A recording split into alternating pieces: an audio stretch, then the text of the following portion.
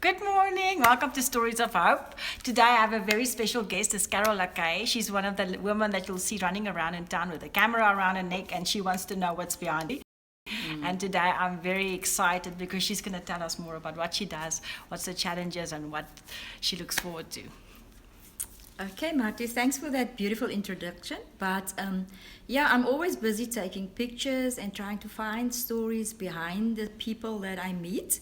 And therefore, I've gotten involved with a magazine where I need to have stories that actually inspire people, to inspire them to become a better person. Because there is so many people around that does not have hope. And that's why we're going to talk a little bit about finding that hope inside of you to take your life to the next step. That's very exciting. I'm all for that. So tell me, how do you do it? What's the secret? My secret is because I am, like you said, I'm always around, walking around in town, in my little neighborhood, my community. I see a lot of things happen and I see a lot of people and I get to know them, and I always try to get involved with what they are doing, and from that I find out a little bit about the person behind the person. So what community is this that you're talking about? The community is, actually I'm involved with a lot of communities, but starting with my own one in Cloetesville, where there is such a great need for people to get to find that hope, that little bit, that flicker of hope that is there. But because the community is in such turmoil at the moment, people don't see it all. They don't always see that there is hope out there. So what is your biggest challenge in doing what you do? Doing what I do, my challenge is that people are so scared. They're so scared because they don't know what's inside of them and that they can reach heights. And they don't see the hope that is there. So for me, the challenge is to talk to them and to get their story and to tell their story in such a way that they see the hope. And that is a big, big challenge because their mindsets are not focused. They're not focused like that. I think sometimes you've told me that people like to listen or hear other people's stories of hope and to be inspired by that and to discover what they have in them already. Exactly. The stories that I've already told, I get a lot of positive feedback from that.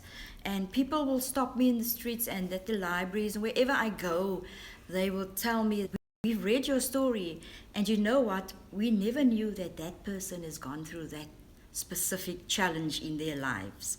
So it's actually like informing the whole community because there's so many that you can touch by telling that one story.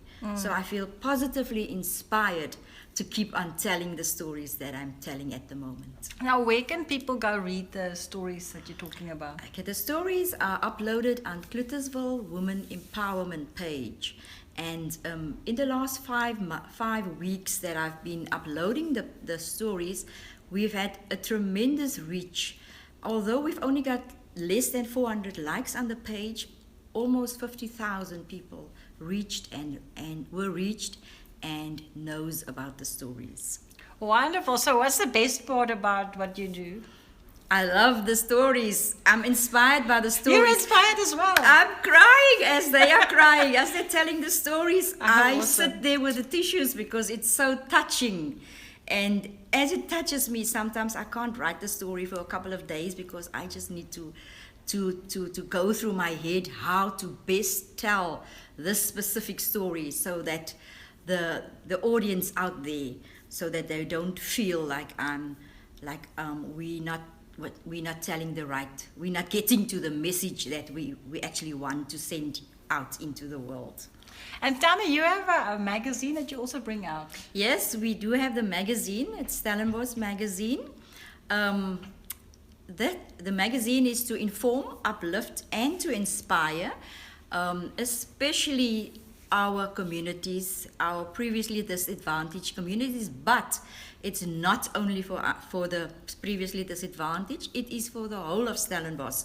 So we're telling the stories of everybody in Stellenbosch, and I love reaching out to people and to get them to know what's going on in the other communities, because we don't get together that often.